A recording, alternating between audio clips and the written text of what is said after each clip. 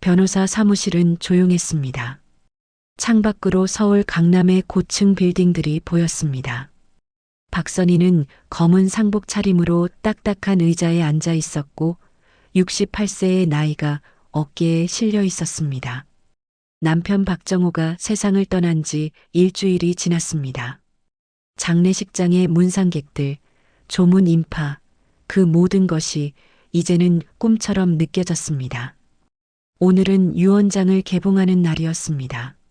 그럼 시작하겠습니다. 변호사가 서류를 펼쳤고 선희의 옆에는 아들 박지훈이 앉아 있었습니다. 40대 중반의 지훈은 명품 시계를 찬 손으로 서류를 응시했습니다. 그는 IT 기업 임원답게 단정한 정장 차림이었습니다. 고인 박정호님의 유산은 다음과 같이 분배됩니다. 변호사의 목소리가 울렸고 선희는 가슴이 두근거렸습니다. 남편이 평생 모은 재산, 40년을 함께 살아온 세월의 결실이었습니다. 첫째, 서울 청담동 아파트 전체 지분은 아들 박지훈에게 상속합니다. 지훈의 입가에는 미소가 번졌고 선희는 고개를 끄덕였습니다. 아들이 받는 것이니 당연했습니다.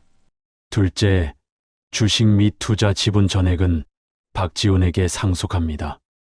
선희는 눈을 깜빡였습니다. 남편이 몇 년 전부터 주식에 투자했다는 건 알고 있었지만 정확한 금액은 몰랐습니다. 셋째, 은행 예금 7억 원은 박지훈에게 상속합니다. 7억. 선희는 숨이 막혔습니다. 그렇게 큰 돈이 있었다는 걸 몰랐습니다. 남편은 늘 검소하게 살았고 외식도 자주 하지 않았습니다. 그리고 변호사가 선희를 바라봤습니다. 배우자 박선희님께는 경기도 평택시 소재 정호자동차공업소 건물과 토지를 상속합니다. 침묵이 흘렀습니다. 선희는 귀를 의심했습니다. 정호자동차공업소? 남편이 젊은 시절 운영하던 낡은 공업소였습니다. 20년 전에 문을 닫았고 그 이후로는 방치되어 있었습니다. 어머니, 축하드립니다. 지훈이 웃었지만 그 웃음은 진심이 없는 웃음이었습니다. 이게 전부인가요? 선희의 목소리가 떨렸습니다. 네, 유언장 내용은 이상입니다. 변호사는 서류를 정리하였고 선희는 말문이 막혔습니다. 40년을 함께 산 아내에게 이것뿐이라니. 남편은 왜 이런 선택을 했을까요? 사무실을 나서는 길 지훈이 말했습니다. 엄마는 큰돈 다룰 능력 없어. 아빠도 그걸 아신 거죠. 선희는 멈춰섰습니다. 아들의 말이 가슴에 박혔기 때문이었습니다. 지훈아, 그게 무슨... 엄마는 평생 집안일만 하셨잖아요. 돈 관리 같은 거 해본 적 없고 아빠가 현실적으로 판단하신 거예요. 지훈은 무심하게 말했지만 선희는 아무 말도 할 수 없었습니다. 사실이었습니다. 남편이 돈을 벌고 선희는 집안을 돌봤고 그게 그들의 역할이었습니다. 참, 어머니, 지훈이 멈춰섰습니다. 청담동 아파트요. 제가 리모델링 좀 하려고요. 한 달 안에 짐 정리해서 나가주시면 안 될까요? 선희는 아들을 바라봤습니다. 지훈의 눈에는 미안함이 없었습니다.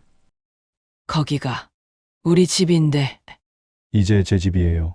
어머니, 유산 상속받으셨잖아요. 새로 시작하시면 되죠. 지훈은 택시를 잡아탔고 선희는 길 한가운데 혼자 서 있었습니다. 지나가는 사람들이 스쳐 지나갔고 아무도 그녀를 보지 않았습니다. 늦은 밤이 되어서야 선희는 아파트로 돌아왔습니다. 40년을 살던 집이었고 아들을 키운 곳이었습니다. 하지만 이제는 남의 집이 되었습니다. 거실 소파에 앉았습니다. 변호사가 준 서류 봉투를 열어보니 정호자동차 공업소 등기부등본이 들어 있었습니다. 주소는 경기도 평택시였습니다. 선희는 그곳을 기억했습니다. 결혼 초기에 남편과 함께 살던 동네고 남편이 밤낮 없이 일하던 공업소였습니다. 기름 냄새가 배어있던 작업복을 빨래하던 날들이 떠올랐습니다. 왜 하필 그곳을 남겼을까요? 선희는 이해할 수 없었습니다. 핸드폰이 울려 핸드폰을 들어보니 지훈이었습니다. 어머니, 이사 날짜 정하셨어요? 제가 이사 업체 연락처 보내드릴게요. 선희는 전화를 끊고 눈물이 흘렀습니다. 참았던 감정이 무너져 내렸습니다. 버려진 기분이었죠. 남편에게도 아들에게도 버려졌습니다. 68년을 살아온 인생이 허무했습니다. 다음 날 아침 선희는 직접 가보기로 결심했습니다. 남편이 남긴 그곳을 확인하고 싶었습니다. 평택행 버스에 몸을 실었고 손에는 낡은 가방 하나가 전부였습니다. 버스는 서울을 벗어나고 점점 고층 빌딩이 사라지고 논밭이 나타났습니다. 2시간이 지나 평택 시외 버스터미널에 도착했습니다. 공업소까지는 걸어서 20분 거리였습니다. 석양이 지고 있었습니다. 주택가를 지나 공장지대로 들어섰습니다. 녹슨 철문들, 오래된 간판들이 보였고 그 끝에 정호자동차 공업소라는 페인트가 벗겨진 간판이 있었습니다. 선희는 멈춰섰습니다. 철문은 잠겨 있었고 건물은 2층 규모였습니다. 외벽에는 이끼가 끼어 있었고 창문은 깨져 있었습니다. 이것이 남편이 남긴 유산이었습니다. 선희는 철문을 잡았습니다. 찬 금속의 감촉이 손에 느껴져 눈물이 또 흘렀습니다. 왜 나한테 이런 일이? 그녀의 목소리가 저녁 공기 속으로 흩어졌습니다. 대답하는 사람은 없었습니다. 선희는 철문 앞에 주저앉고 가방을 옆에 두었습니다. 하늘을 올려다보니 별이 하나둘 떠올랐습니다. 그녀는 몰랐습니다. 이 낡은 공업소가 그녀의 인생을 바꿀 거라는 것을, 버려진 곳이 새로운 시작이 될 거라는 것을, 68세의 삶이 이제 막 진짜로 시작될 거라는 것을. 철문 너머로 바람이 불어왔고 낡은 간판이 삐걱거렸습니다. 선희는 천천히 일어서며 가방을 들었습니다. 내일 아침에 열쇠를 찾아야 했고 그 안에 무엇이 있는지 확인해야 했습니다. 선희는 뒤돌아보지 않고 근처 모텔로 걸어갔습니다. 공업소는 어둠 속에 남아 있었습니다. 새로운 이야기가 시작되려 하고 있었어요. 아침 햇살이 모텔 창문으로 들어왔습니다. 선희는 낯선 방, 낯선 천장으로 잠을 설쳤습니다. 68년을 살면서 혼자 모텔에 묵어본 적이 없었습니다. 세면대에서 얼굴을 씻고 거울을 보니 거울 속 자신이 낯설었습니다. 부은 눈, 핏기 없는 얼굴이었습니다. 괜찮아질 거야. 스스로에게 말했지만 믿어지지 않았습니다. 부동산 중개소를 찾아갔고 젊은 직원이 컴퓨터를 보고 있었습니다. 정호자동차 공업소요? 아, 그 오래된 건물. 직원이 고개를 끄덕였습니다. 열쇠는 저희가 보관하고 있습니다. 소유주이신가요? 네. 남편이 저한테 물려줬어요. 선희는 등기부등본을 내밀었고 직원이 서류를 확인했습니다. 신분증 보여주시겠어요? 절차를 마치고 열쇠를 받았습니다. 묵직한 쇠붙이 열쇠를 선희는 꽉 쥐었습니다. 공업소로 향했고 시간은 오전 10시였습니다.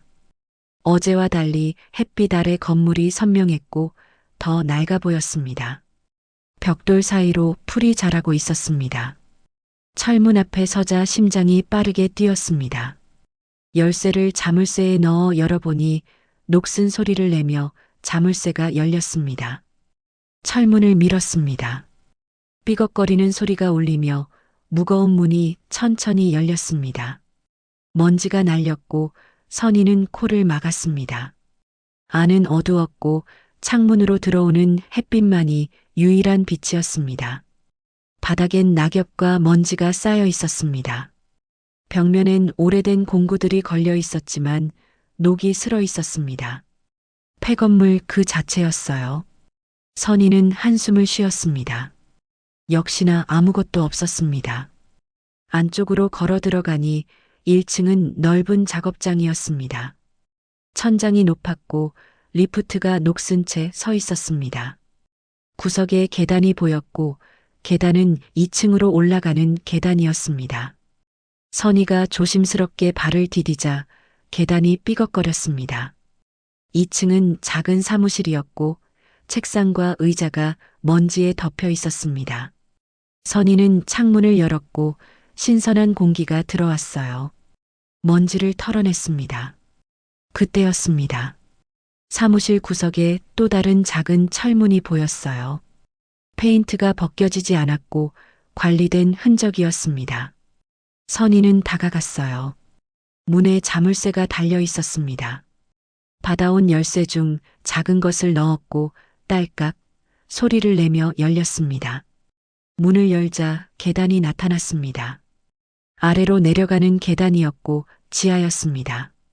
벽에 스위치가 있어 눌렀습니다.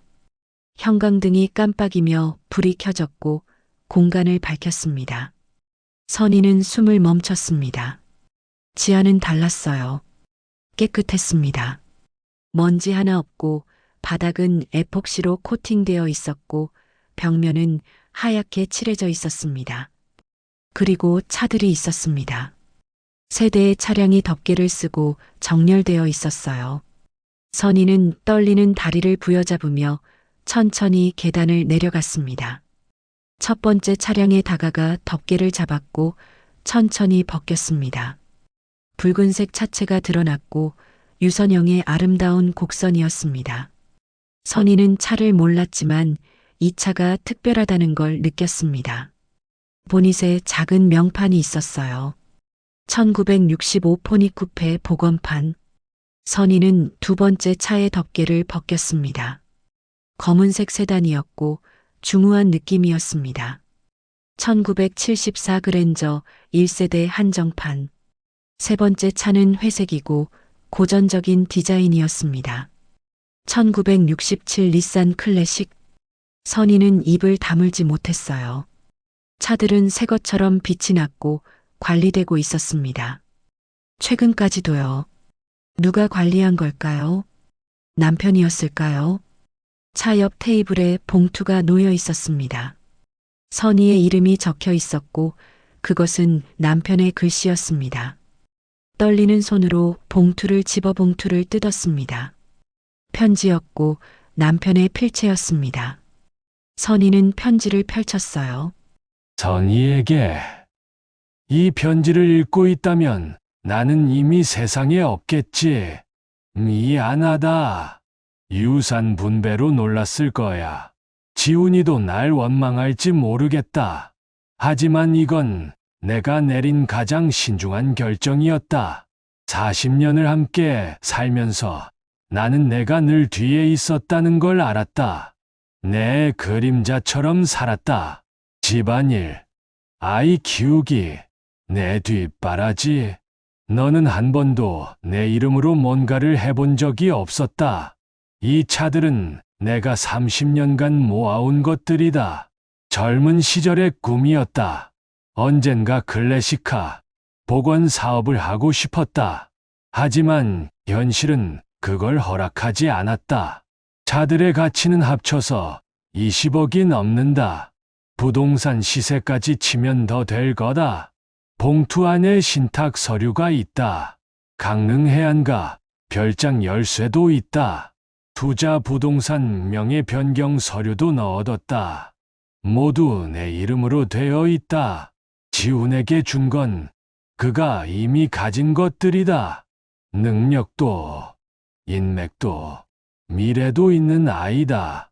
더 줄 필요가 없었다. 하지만 너는 달랐다. 너는 아무것도 가진 게 없었다. 내 이름으로 된 통장 하나 없었다. 그게 내 잘못이었다. 이제라도 내 인생을 살아라. 이 차들을 팔든 사업을 시작하든 내가 원하는 걸 해라. 더 이상 누군가의 그림자가 아니길 바란다. 이건 단순한 재산이 아니다.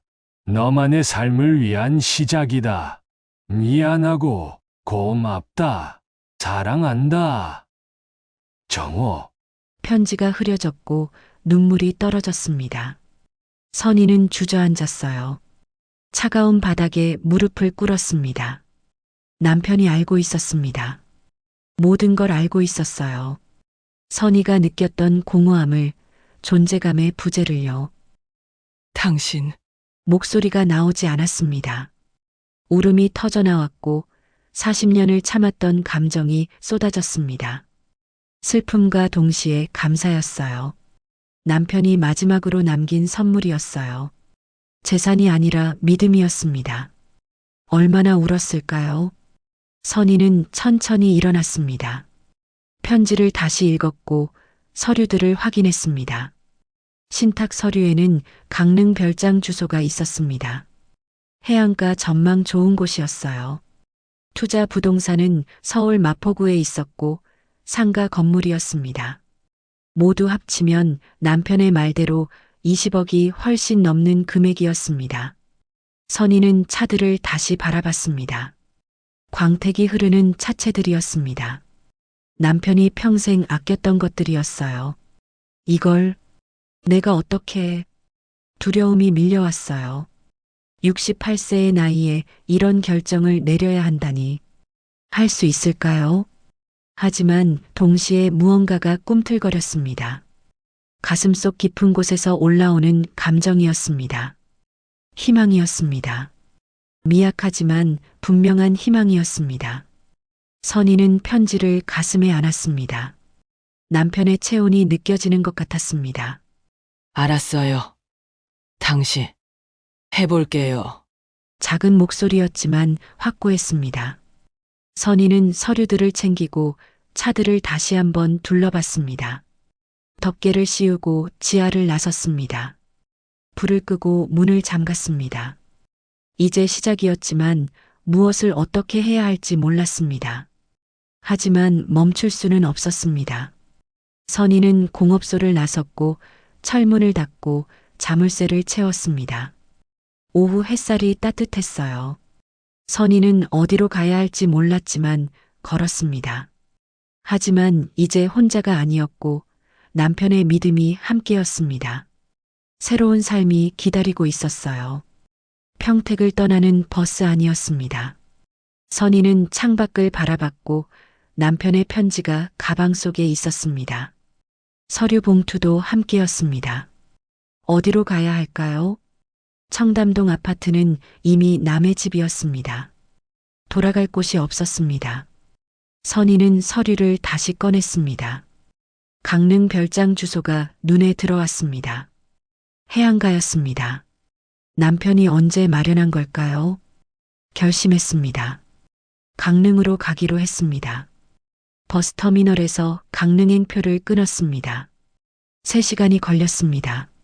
선희는 좌석에 몸을 기댔습니다. 피곤했습니다. 지난 며칠이 꿈 같았습니다. 강릉에 도착했습니다. 저녁 6시였습니다. 바다 냄새가 났습니다. 선희는 택시를 탔습니다. 주문진 쪽으로 가주세요. 이 주소로요. 택시는 해안도로를 달렸습니다. 창밖으로 바다가 보였습니다. 석양이 지고 있었습니다. 주황빛 하늘이었습니다. 20분쯤 지났을까요? 택시가 멈췄습니다. 여기에요. 선희는 내렸습니다. 작은 골목 안쪽에 한옥이 보였습니다. 현대식으로 지은 한옥이었습니다. 기와지붕, 마당, 나무 대문이었습니다. 대문 옆에 번호키가 있었습니다. 서류에 적힌 비밀번호를 눌렀습니다. 문이 열렸습니다. 마당에 들어섰습니다. 정갈했습니다. 돌로 깔린 마당, 작은 연못, 소나무 한 그루가 있었습니다. 현관문을 열었습니다. 불을 켰습니다. 선희는 숨을 멈췄습니다. 안은 따뜻했습니다. 아늑했습니다. 거실에는 한지 조명이 있었습니다. 창문 너머로 바다가 보였습니다. 가구들은 선희가 좋아하는 스타일이었습니다. 수수하고 편안한 나무 가구들이었습니다. 부엌은 깨끗했습니다. 찬장에는 그릇들이 정리되어 있었습니다. 선희 취향의 백자였습니다. 침실로 갔습니다. 이불이 포개져 있었습니다. 옷장을 열었습니다. 선희 사이즈의 옷들이 걸려 있었습니다. 수수한 색깔들이었습니다. 모든 게 준비되어 있었습니다. 마치 선희가 오기를 기다렸던 것처럼요. 당신이 다 준비했던 거예요? 선희는 주저앉았습니다. 남편이 얼마나 오래 준비했을까요? 혼자서 이 모든 걸 해놨습니다.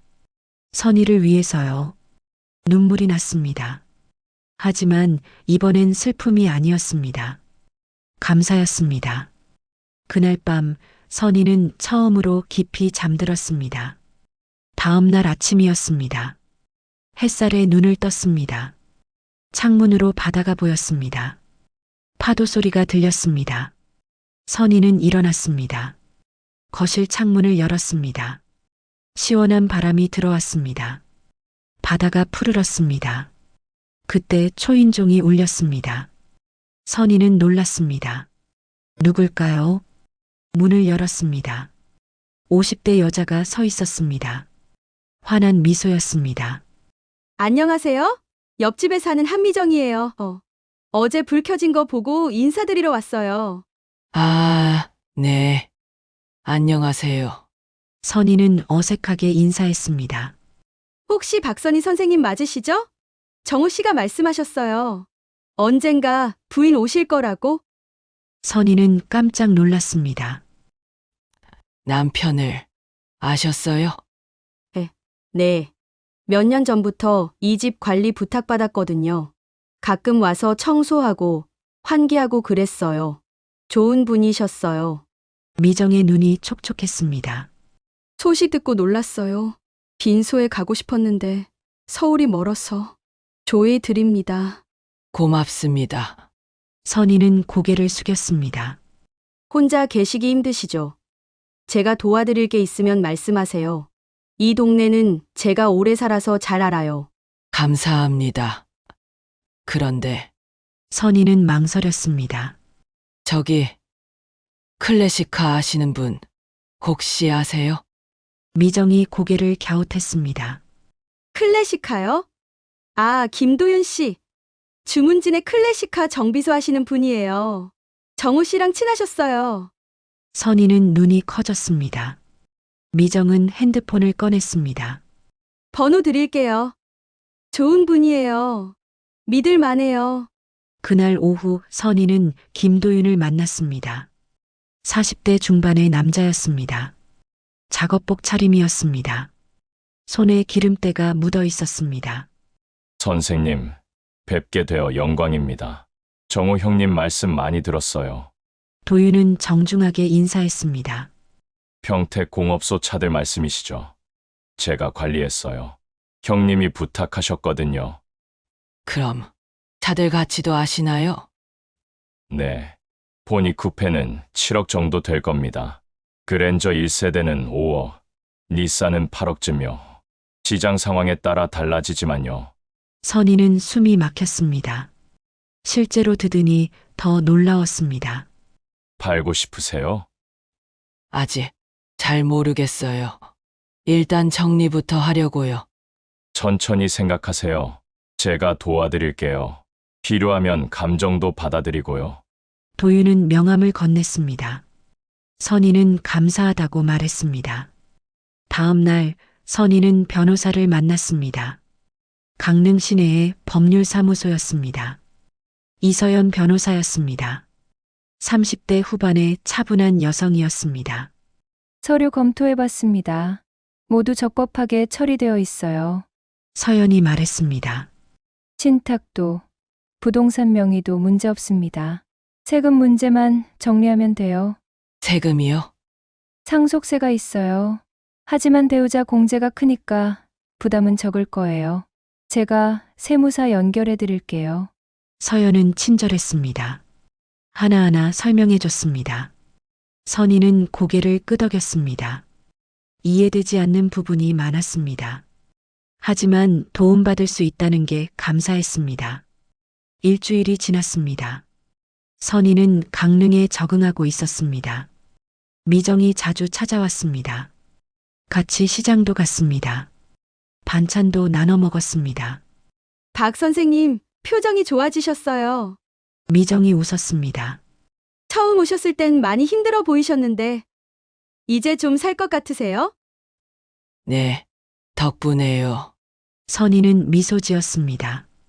오랜만에 미소였습니다.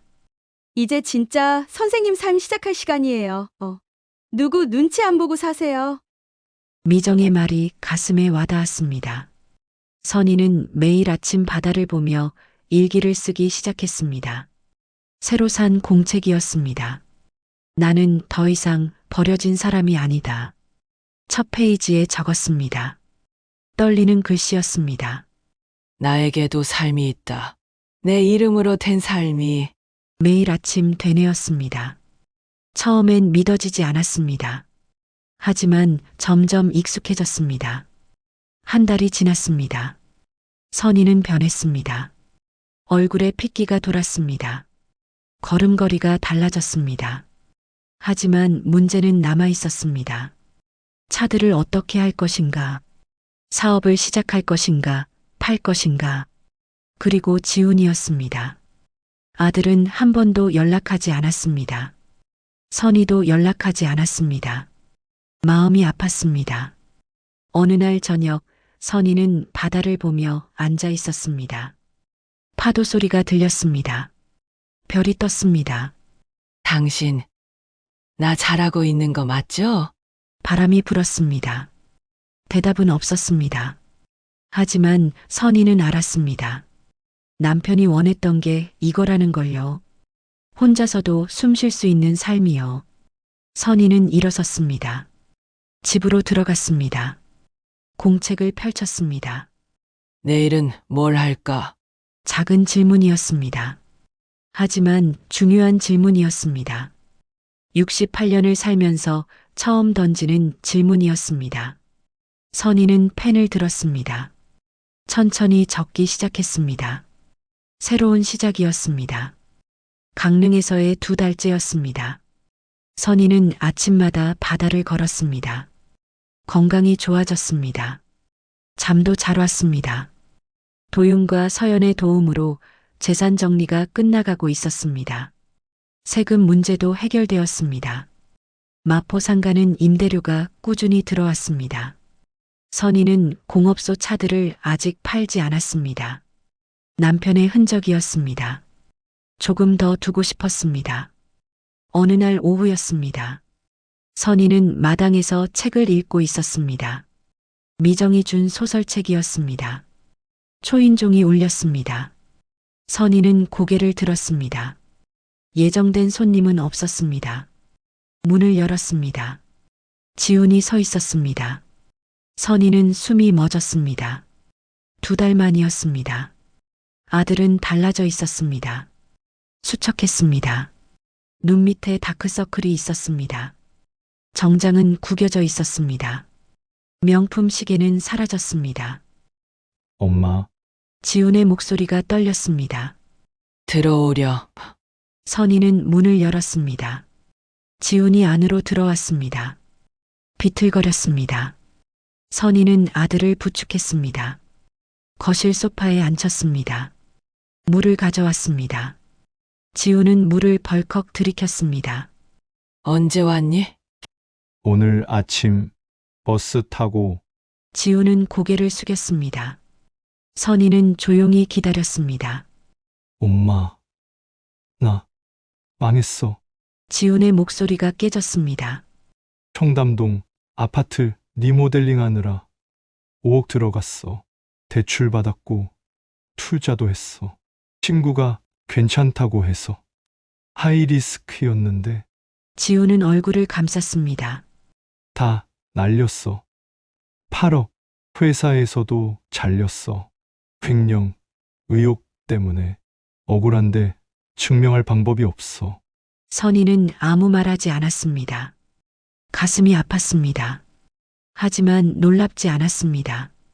아파트 압류 직전이야. 은행에서 통보 왔어. 신용불량자 될 거야. 지우는 울었습니다. 40대 남자가 어린아이처럼 울었습니다. 엄마, 나 좀 도와줘야 돼. 지훈이 선의를 받습니다.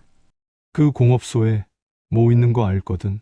아빠가 차 모았다는 얘기 들었어. 친척들한테 그거 팔면 돼. 나 좀 살려줘. 선의는 한숨을 쉬었습니다. 역시나였습니다. 지훈아, 선의의 목소리는 차분했습니다. 엄마한테 왜 왔니? 돈 때문에.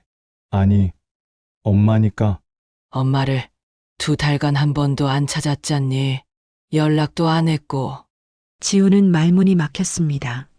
청담동 아파트에서 쫓아낼 땐 미안하단 말도 없었어. 엄마가 큰돈 다룰 능력 없다고 했지. 선의는 조용히 말했습니다. 화내지 않았습니다. 담담했습니다.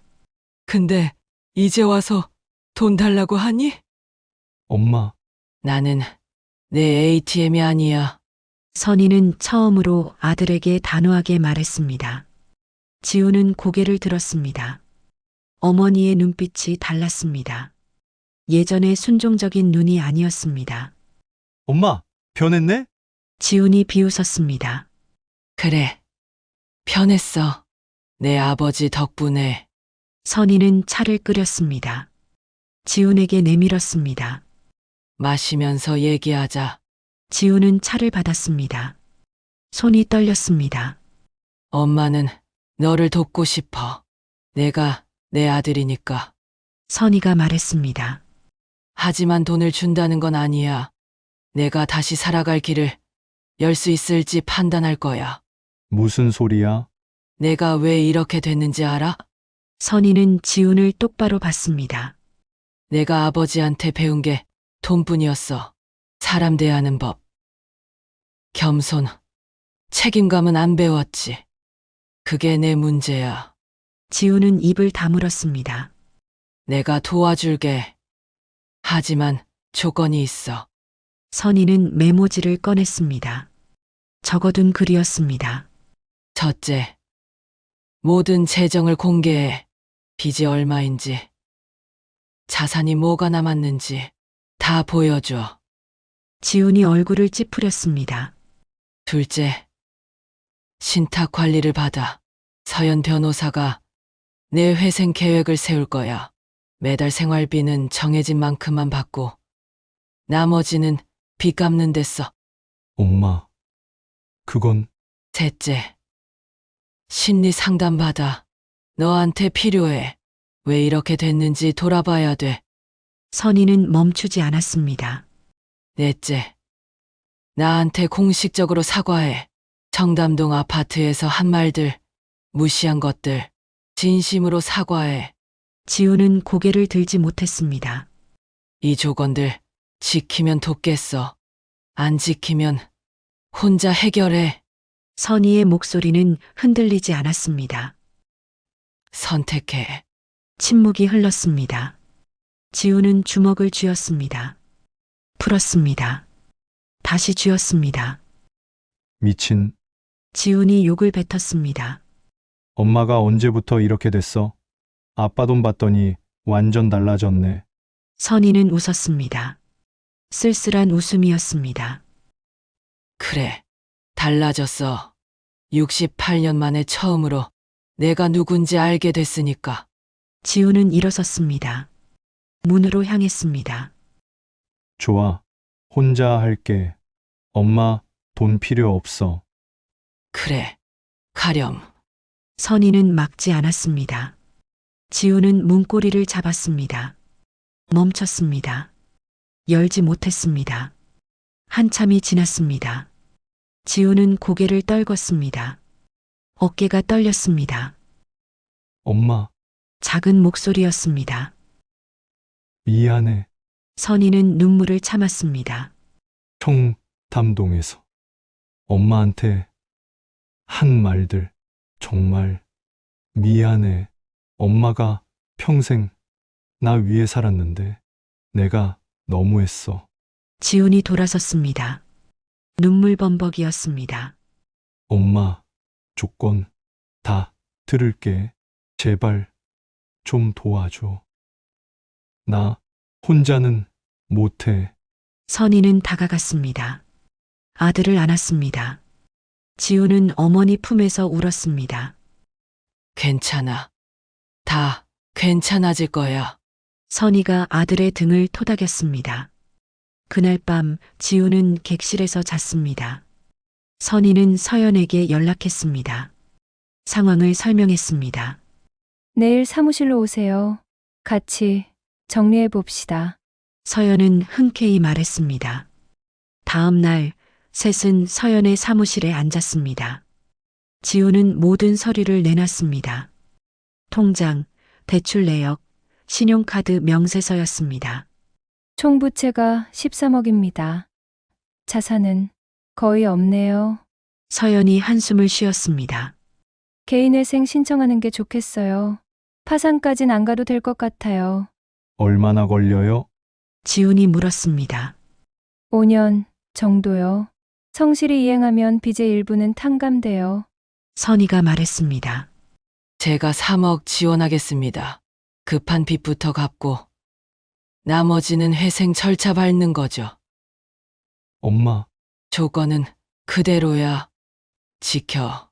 지훈은 고개를 끄덕였습니다. 일주일이 지났습니다. 지훈은 강릉에 남았습니다. 심리 상담도 시작했습니다. 처음엔 거부감이 있었습니다. 하지만 점점 마음을 열었습니다. 선희는 아들과 매일 저녁 산책했습니다. 바닷가를 걸었습니다. 대화는 적었습니다. 하지만 괜찮았습니다. 엄마, 아빠는 왜 나한테 이렇게 안 해줬을까? 어느 날 지훈이 물었습니다. 아빠는 내가 혼자 설 수 있다고 믿었어. 하지만 엄마는 못 믿었지. 그래서 날 일으켜 세운 거야. 아빠가 옳았네. 둘 다 옳았어. 방법이 달랐을 뿐이야. 선희는 파도를 바라봤습니다. 한 달이 지났습니다. 지훈은 서울로 돌아갔습니다. 작은 원룸을 얻었습니다. 취업 준비를 시작했습니다. 떠나는 날 아침이었습니다. 엄마, 고마워. 진심이야. 잘 지내려. 연락해. 응.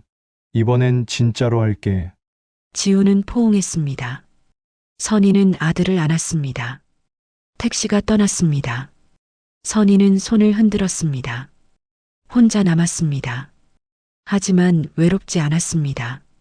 선희는 집으로 들어갔습니다. 공책을 펼쳤습니다. 오늘 아들을 다시 만났다. 처음으로 엄마로서가 아니라 한 사람으로서 만났다. 펜을 놓았습니다. 창밖을 봤습니다. 새로운 장이 열리고 있었습니다. 6개월이 흘렀습니다. 봄이 왔습니다. 강릉 바다에 벚꽃이 흩날렸습니다. 선희는 마당에서 차를 마셨습니다. 따뜻한 햇살이었습니다. 핸드폰이 울렸습니다. 지훈이었습니다. 엄마, 나야. 응. 잘 지내니? 응. 오늘 출근 첫날이야. 선희는 미소 지었습니다. 축하한다. 어떤 곳이라고 했지? 사회주택 개발회사. 공공임대 프로젝트 하는 데야. 월급은 적지만 의미 있어. 지훈의 목소리가 밝았습니다. 예전의 오만함은 사라졌습니다. 좋은 일 하는구나. 응. 상담 선생님이 추천해 주셨어. 내가 집 없는 사람들 돕는 게 의미 있을 것 같대. 선희는 눈물이 날 것 같았습니다. 참았습니다. 주말에 시간 되면 내려갈게. 엄마, 보고 싶어. 그래. 기다릴게. 전화를 끊었습니다. 선희는 하늘을 올려다봤습니다. 여보, 우리 아들 잘하고 있어요. 바람이 불었습니다. 남편이 대답하는 것 같았습니다. 오후였습니다. 도윤이 찾아왔습니다. 서류를 들고 있었습니다. 선생님, 그랜저랑 닛산 매각 완료됐어요. 수고했어요. 선희는 서류를 받았습니다. 총 13억이었습니다. 보니 쿠페는 그대로 두시는 거죠. 네, 그건 제가 가지고 있을래요. 선희는 차고를 바라봤습니다. 붉은 포니 쿠페가 있었습니다. 도윤이 강릉으로 옮겨준 차였습니다. 가끔 운전하세요. 차는 움직여야 해요. 도윤이 웃었습니다. 그럴게요. 도윤이 돌아갔습니다. 선희는 서연에게 연락했습니다. 다음 날 서연의 사무실에서 만났습니다. 매각 대금 13억 중에서요. 선희가 말했습니다. 5억은 미혼모 자립재단에 기부하고 싶어요. 제가 알아본 곳이 있거든요. 좋은 결정이세요. 서연이 고개를 끄덕였습니다. 나머지 8억은요? 절반은 지훈 명의 신탁으로 묶어주세요. 10년 뒤에 풀리게요. 그때쯤이면 정말 필요할 때겠죠. 지혜로운 선택이에요. 나머지 4억은 제가 쓸게요. 여행도 하고 배우고 싶은 것도 배우고. 선희는 웃었습니다. 68세에 처음 하는 계획이었습니다. 그리고 이것도 선희는 작은 봉투를 내밀었습니다. 제 유언장이에요. 미리 써뒀어요. 벌써요? 네, 남편처럼 준비하고 싶어서요. 서연은 봉투를 받았습니다. 진지하게 말했습니다. 잘 보관하겠습니다. 일주일 후였습니다. 선희는 차고 문을 열었습니다. 포니쿠페가 있었습니다. 햇빛에 차체가 빛났습니다. 도윤이 정비해준 차였습니다. 완벽한 상태였습니다. 선희는 운전석에 앉았습니다. 핸들을 잡았습니다. 차가운 금속이었습니다. 시동을 걸었습니다. 엔진 소리가 울렸습니다. 깊고 묵직한 소리였습니다. 남편이 사랑했던 소리구나. 선희는 미소 지었습니다. 천천히 출발했습니다. 해안도로로 향했습니다. 바다가 보였습니다. 푸른 하늘, 하얀 구름이었습니다. 창문을 열었습니다. 바람이 들어왔습니다. 머리카락이 날렸습니다. 선희는 운전에 집중했습니다. 도로, 바다, 차의 감각이었습니다. 살아있다는 느낌이었습니다. 당신, 이 차 정말 좋네요. 선희는 남편에게 말했습니다. 왜 내가 무가치하다고 생각했는지 알아요? 내가 나를 그렇게 봤으니까요. 차는 해안선을 따라 달렸습니다. 하지만 당신은 달랐어요. 날 믿어줬죠. 혼자 설 수 있다고. 눈물이 흘렀습니다. 슬픔이 아니었습니다. 감사였습니다. 이 차가 나를 다시 일으켜 세웠어요. 무가치하다고 생각했던 게 가장 소중한 선물이었어요. 선희는 차를 세웠습니다. 전망 좋은 곳이었습니다. 바다가 한눈에 보였습니다. 차에서 내렸습니다. 난간에 기댔습니다. 파도가 부서졌습니다. 이제 알겠어요. 당신이 진짜 남긴 건 돈이 아니었어요. 선희는 하늘을 올려다봤습니다. 나를 믿는 마음이었어요. 내가 살아갈 수 있다는 믿음. 바람이 불었습니다. 따뜻했습니다. 고마워요, 여보. 선희는 차로 돌아갔습니다. 다시 시동을 걸었습니다. 집으로 향했습니다. 천천히 운전했습니다. 서두를 이유가 없었습니다. 집에 도착했습니다. 차고에 차를 넣었습니다. 조심스럽게 덮개를 씌웠습니다. 다음에 또 나가자. 차에게 말했습니다. 우스웠습니다. 하지만 괜찮았습니다. 저녁이었습니다. 미정이 찾아왔습니다. 반찬을 들고 왔습니다. 박 선생님, 표정 정말 좋아지셨어요. 그래요? 완전 딴 사람 같아요. 처음 오셨을 때랑 두 사람은 마당에 앉았습니다. 차를 마셨습니다. 별이 떴습니다. 미정 씨 덕분에 여기 적응했어요. 무슨 말씀을? 박 선생님이 강하신 거죠? 아니에요. 혼자였으면 못했어요. 선희는 진심이었습니다. 앞으로 뭐 하실 거예요? 미정이 물었습니다. 천천히 살아볼까 해요. 여행도 하고, 그림도 배우고 싶고, 68년 만에 처음 하는 일이에요. 멋져요. 미정이 웃었습니다. 주말이었습니다. 지훈이 내려왔습니다. 훨씬 밝아진 얼굴이었습니다. 살도 올랐습니다. 엄마, 지훈이 선희를 안았습니다. 선희는 아들을 꼭 안았습니다. 많이 보고 싶었어. 나도. 회사는 어때? 힘들지만 재미있어. 사람들이 좋고 의미 있는 일이야. 두 사람은 함께 저녁을 먹었습니다. 선희가 직접 만든 음식이었습니다. 엄마, 요리 실력 늘었네? 시간이 많아서 이것저것 해보는 중이야. 맛있어. 진짜. 식사 후 바닷가를 걸었습니다. 석양이 지고 있었습니다. 엄마, 미안해. 진짜로. 지훈이 말했습니다. 이미 용서했어. 아니, 다시 말하고 싶어. 엄마한테 얼마나 형편없이 굴었는지 평생 기억할 거야. 다신 안 그럴게.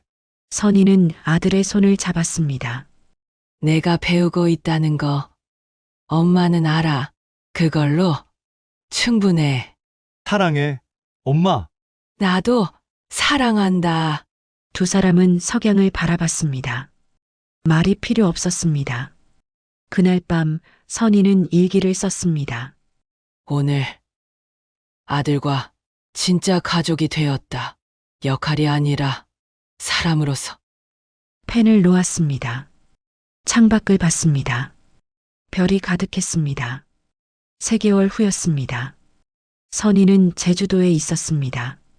미정과 함께 온 여행이었습니다. 첫 여행이었습니다. 박 선생님, 여기 진짜 예쁘다. 미정이 소리쳤습니다. 바다가 에메랄드 빛이었습니다. 그러게요. 선희는 사진을 찍었습니다. 새로 산 카메라였습니다. 사진 배우고 싶다고 하셨죠? 네. 강릉 돌아가면 등록하려고요. 같이 배워요. 저도 배우고 싶었어요. 두 사람은 웃었습니다. 그날 저녁 숙소 발코니에서 선희는 바다를 봤습니다. 파도 소리가 들렸습니다. 핸드폰을 꺼냈습니다. 지훈에게 문자를 보냈습니다. 제주도 왔어. 너무 예뻐. 다음엔 같이 오자. 답장이 왔습니다. 좋아요. 엄마, 휴가 내서 갈게요. 사랑해요. 선희는 미소 지었습니다. 1년이 지났습니다. 선희는 69세가 되었습니다. 생일날 아침이었습니다. 강릉집에서 눈을 떴습니다. 햇살이 들어왔습니다. 지훈이 일찍 도착해 있었습니다. 미역국을 끓이고 있었습니다. 생일 축하해요. 엄마, 고맙다. 두 사람은 함께 아침을 먹었습니다. 조용하고 평화로웠습니다. 엄마, 오늘 드라이브 갈래요? 포니 쿠페 타고. 그럴까? 오후였습니다. 선희는 운전석에 앉았습니다. 지훈은 조수석에 앉았습니다. 엄마 운전 실력 늘었네요. 많이 연습했거든. 차는 해안도로를 달렸습니다. 바다가 반짝였습니다. 5월의 햇살이었습니다. 선희는 운전하며 생각했습니다. 1년 전 변호사 사무실에서 절망했던 순간을요. 공업소 앞에서 주저앉았던 밤을요. 하지만 지금은 달랐습니다. 혼자 숨쉬고 있었습니다. 자신의 이름으로 살고 있었습니다. 엄마, 뭐 생각해요? 응. 그냥 지난 일들. 후회돼요. 아니. 감사해. 선희는 미소 지었습니다. 이 나이에 새로 태어난 기분이야. 지훈은 어머니를 바라봤습니다. 존경이 담긴 눈빛이었습니다. 엄마, 정말 대단해요. 네 아빠 덕분이지. 차는 계속 달렸습니다. 끝없는 해안선을 따라서요. 선희는 생각했습니다. 남편이 남긴 진짜 유산을요. 클래식카도 별장도 돈도 아니었습니다. 나를 믿는 마음이었습니다. 다시 시작할 수 있다는 믿음이었습니다. 여보, 잘 살고 있어요. 선희는 속으로 말했습니다. 우리 아들도, 나도, 바람이 불었습니다. 따뜻했습니다. 선희는 엑셀을 밟았습니다. 차가 속도를 냈습니다. 앞에 펼쳐진 길은 길었습니다. 아름다웠습니다. 선희의 입가에 미소가 번졌습니다. 두 번째 인생이 시작되고 있었습니다. 진짜 자신의 인생이요.